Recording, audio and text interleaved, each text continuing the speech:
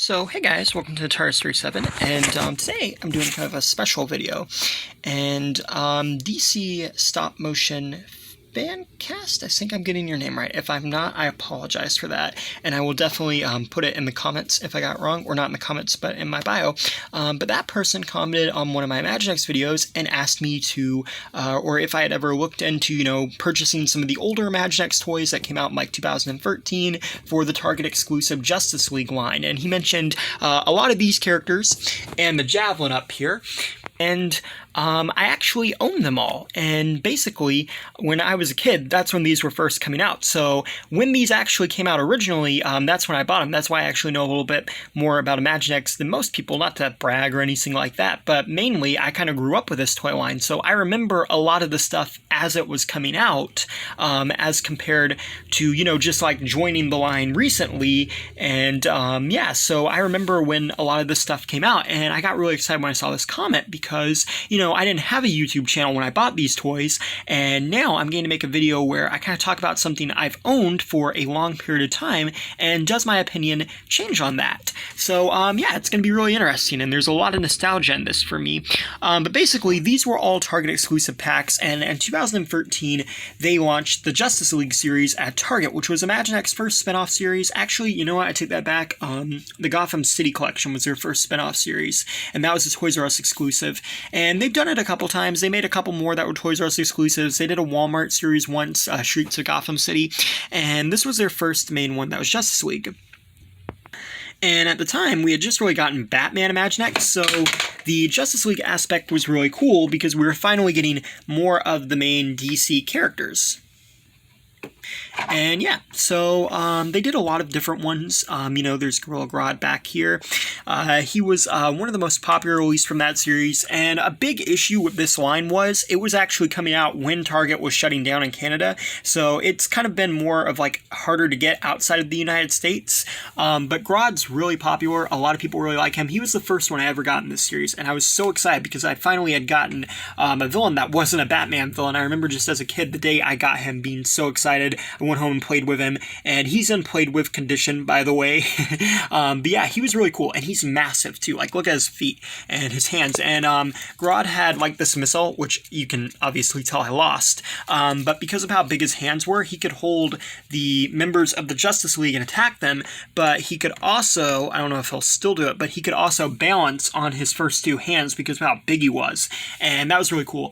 Cyborg over here, and Red Tornado, I actually said Cyborg as I was going to grab Red Tornado, and but Red Tornado and Cyborg came together in a 2-pack. And at the time, Cyborg had been sold as a Toys R Us exclusive as a part of that Gotham City collection I just mentioned. So this was the first time we would ever get Cyborg outside of that.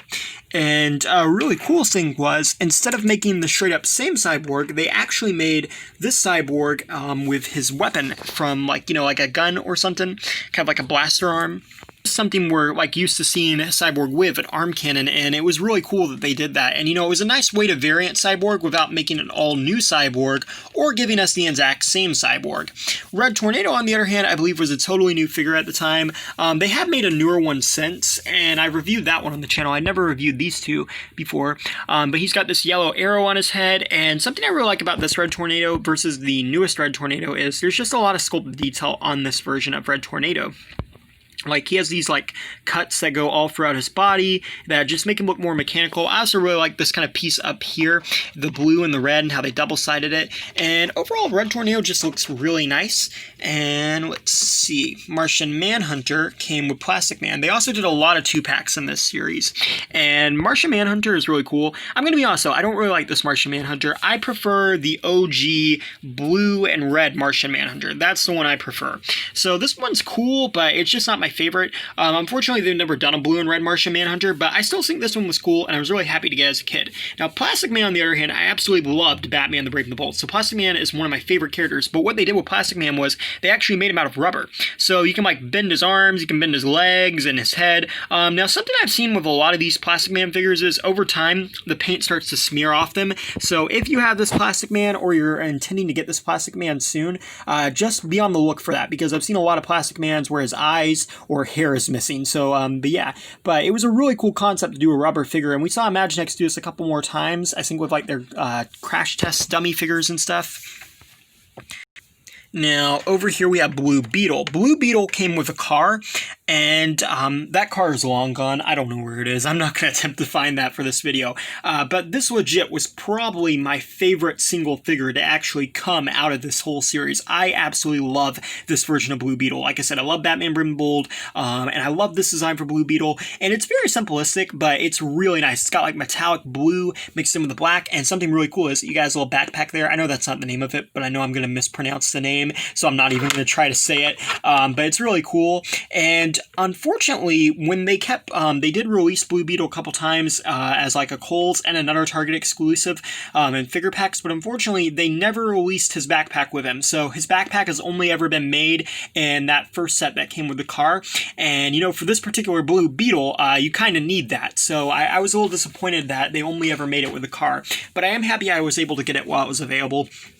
And it would be really cool if Imaginext does like a newer sculpt for Blue Beetle one day, and then again makes that backpack more available, because obviously that's like Blue Beetle's main power source. And you can remove it, you can stick it on other characters, which is kind of fun. But over time, if you do that, it kind of like starts to bow here and doesn't want to sit on him right. And now here we have Darkseid and Superman. Now this is based on New 52. A lot of this stuff was made and based on the New 52. That's around the time New 52 was kind of becoming a thing around this time, so that's why. And they were kind of trying to promote it. Target had a whole sub-series devoted to Justice League stuff. They had bedroom sheets and action figures, and Imaginext was like part of that. But yeah, so this is pretty cool. This is the mold for Superman that came out in 2012, and it's got a classic looking Superman emblem there. I like the Superman. He's got the red belt, and you know, it's supposed to be New 52 Superman, and I think it looks really good. Now, this Darkseid is very much hated in the Imaginext community because he's very small. Like, if you look at him compared to Superman, he's way too small. He should have been bigger. But personally, like Red Tornado, I kind of prefer this version of Darkseid over the bigger one we got years later, because this version of Darkseid has so much sculpted detail. Like, if you look at his head, he's got a lot of detail going on here.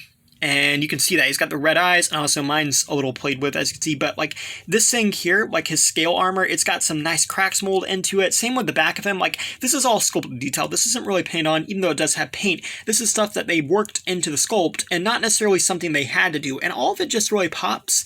And I know the other Darkseid is intended to look more simplistic because he's from, you know, classic Darkseid, but I just like the level of detail in this. And obviously the big issue is this is based on a more like detailed Darkseid. That's based on a less detailed Darkseid. But I do like the level of detail that this version of Darkseid included. And thus, I kind of prefer it more, but it would have been cooler if it was bigger. But I still love that you got Superman and Darkseid in a pack together, because again, you know, up until this point, we were just getting Jokers and Riddlers, so it was really cool to see Imaginext finally expand and start making other characters.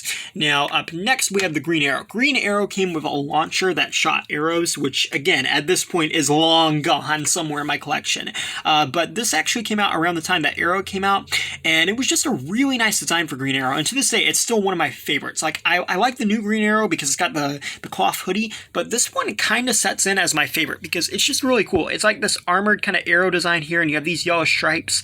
You have these straps which holds his quiver, which looks pretty cool, and then you have this almost armored looking hoodie. He's got this black mask, and you got the little goatee going on there, and you have green paint on his mask for some reason. I don't really know why that is, but they also did like the arm guards, but it's really cool because you can see his arm under there, and then he's got the arrow belt, which I think is kind of cool, and then you've got his regular legs, and you can actually take off his hoodie to have like the undershirt and just see what he looks like without it. Now, it's not really based on Stephen Amell because at the time Stephen Amell had really just started playing the Arrow, but either way, it was still really cool.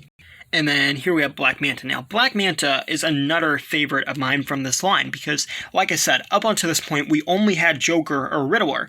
And, you know, as a kid, like, that was cool, but if we were getting Superman figures, I was always annoyed that there was no other villains aside from Batman villains. But they came out with this one, which was Black Manta, you know, to fight Aquaman, and he just looks so awesome. He came with Submarine, and as you can probably tell from where this video's been going, that Submarine is long gone at this point, but I kept got the figure, and I just thought he was so cool. Black Manta has been made now so many times that I don't really like him as much, but there was still no denying how cool it was when the first Black Manta came out and having him in the collection. And he's got some nice detailings, and he's got his head too, which is nicely sculpted. Now, last, but certainly not least, is the infamous Nightwing vs. Deathstroke pack. Now, this pack came out towards the end of the Justice League run, and it was really hard to get. I think it was only shipped like Targets, 1 per case. I was really blessed. I found it, and I've only ever seen it in 1 Target ever in my entire life, and I ended up getting it that day. But it was the only way for the longest time to get Nightwing, and for the most part, it's still really the only way to get Deathstroke. I mean, Deathstroke has been re-released a couple times, so he's a little bit easier to get now, but it's still really hard to kind of get him, and they have some nice detailings on him.